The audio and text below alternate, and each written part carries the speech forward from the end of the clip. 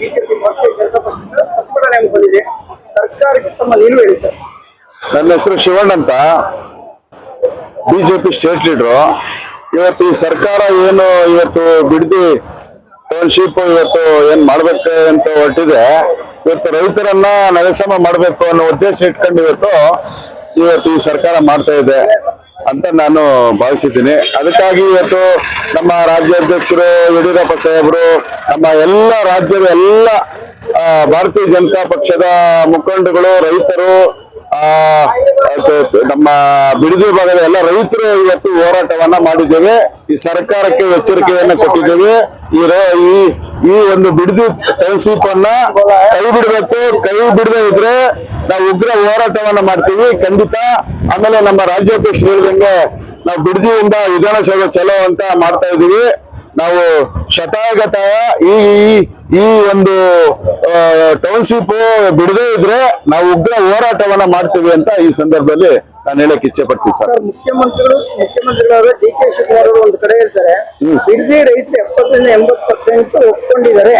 1 ಎಕರೆಗೆ 2,50,00,000 ತಗೊಳ್ಳೋದಕ್ಕೆ ರೆಡಿ ಇದ್ದಾರೆ. ನಾವು ಅಷ್ಟು ದುಡ್ಡು ಅಂತ ಹೇಳಿದ್ದಾರೆ ಸರ್. ಅದಕ್ಕೆ ನಮ್ಮೆಲ್ಲರ ವಿರೋಧ ಇದೆ. ಯಾಕಂದ್ರೆ ಅದು ಅವರೆಲ್ಲ ಬಾಡಿಗೆ ರೈತರು ಹೇಳ್ತಾ ಇದ್ದಾರೆ. ನಿಜವಾದ ರೈತರು ಯಾರನ್ನ ಜಮೀನ್ ಕೊಡ್ಬೇಕು ಅನ್ನೋ ಉದ್ದೇಶ ಇಟ್ಕೊಂಡಿಲ್ಲ. ಎಲ್ಲರೂ ಇವತ್ತು ವ್ಯವಸಾಯವನ್ನ ಅವಲಂಬಿಸ್ಕೊಂಡು ಇರ್ತಕ್ಕಂಥ ರೈತರು ಇವತ್ತು ಅವರು ವಿರೋಧ ಮಾಡ್ತಾ ಇದ್ರು. ನಮ್ಮ ಜೊತೆಲಿ ಕೂಡ ಪ್ರತಿಭಟನೆಯಲ್ಲಿ ಭಾಗವಹಿಸಿದ್ರು. ಹಂಗಾಗಿ ಈ ಸರ್ಕಾರ ಖಂಡಿತ ಈ ಒಂದು ಟೌನ್ಶಿಪ್ ಮಾಡಕ್ಕೆ ನಾವು ಬಿಡೋದಿಲ್ಲ ಅಂತ ಈ ಸಂದರ್ಭದಲ್ಲಿ ಹೇಳ್ತೀವಿ ಸರ್. ಮತ್ತೊಂದು ಕಡೆ ಕಾಂಗ್ರೆಸ್ ಪಕ್ಷದಲ್ಲಿ ಘಟನಾನುಗತ ನಾಯಕರು ಏನ್ ಹೇಳ್ತಾರೆ, ಎಚ್.ಡಿ. ಕುಮಾರಸ್ವಾಮಿ ಅವರು, ಅನಿತಾ ಕುಮಾರಸ್ವಾಮಿ ಅವರು, ಎಚ್.ಡಿ. ಕುಮಾರಸ್ವಾಮಿ ಅವರು 100,000 ಎಕರೆ ಇದೆ, ಅಷ್ಟು ಜಮೀನು ಅವ್ರು ಉಳಿಸ್ಕೊಳ್ಳೋದಕ್ಕೆ ಇದೆಲ್ಲ ಷಡ್ಯಂತ್ರ ಮಾಡಿ ಒಂದು ಪ್ರತಿಭಟನೆ ಅನ್ನೋದು ಸರ್ಕಾರಕ್ಕೆ ಕೆಟ್ಟಿಸ್ತರೋದಕ್ಕೆ ಮುಂದಾರೆ. ಇದು ಸುಳ್ಳು ಸರ್. ಇದು ಯಾಕಂದ್ರೆ ಕುಮಾರಸ್ವಾಮಿ ಅವರಾಗ್ಲಿ, ದೇವೇಗೌಡರಾಗ್ಲಿ, ಯಡಿಯೂರಪ್ಪನವರು ಎಲ್ಲ ರೈತರೇ ಅಲ್ಲ. ರೈತರ ಜೀವನ ಮಾಡ್ಲೇಬೇಕು.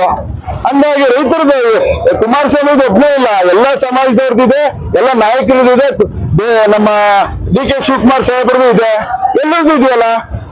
ಹಂಗಾಗಿ ಇದು ಇವರು ಈ ತರ ವಿರೋಧ ಮಾಡೋದ್ಬಿಟ್ಟು ಖಂಡಿತ ತಪ್ಪು. ಇದು ಸರ್, ಒಕ್ಕಲಿಗ ಸಮುದಾಯದಲ್ಲಿ ಮುಖ್ಯಮಂತ್ರಿಗಳಾಗಿದ್ದಾರೆ ಡಿ.ಕೆ. ಶಿವಕುಮಾರ್ ಒಟ್ಟೆ ಕಿಚ್ಚಿಯಿಂದ ನನ್ನ ಈ ಸ್ಥಾನದಿಂದ ಇಳಿಸೋದಕ್ಕೆ ಒಂದು ಷಡ್ಯಂತ್ರ ಅಂತಾರೆ ಸರ್.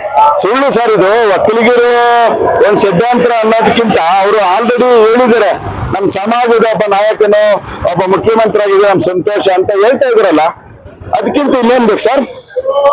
ಸರ್, ಇನ್ನೊಂದೇ ಒಂದು ವಿಷಯ ಸರ್, ಇವರು ನಾಯಕರು, ಮಹಾನಾಯಕರು ಏನ್ ಹೇಳ್ತಾರೆ, ಬಿಡದಿ ಟೌನ್ಶಿಪ್ ಅನ್ನೋದು ಸಕ್ಸಸ್ ಆಯ್ತು ಅಂದ್ರೆ 40-50 ವರ್ಷ ಮುಂದಿನ ಭವಿಷ್ಯಕ್ಕೆ ಲಕ್ಷಾಂತರ ಜನ ಯುವಕರಿಗೆ, ಯುವತಿಯರಿಗೆ ಕೆಲಸ ಸಿಕ್ಕಿ ಅವ್ರ ಭವಿಷ್ಯ ಉಜ್ವಲ ಆಗುತ್ತೆ ಅಂತಾರೆ ಸರ್.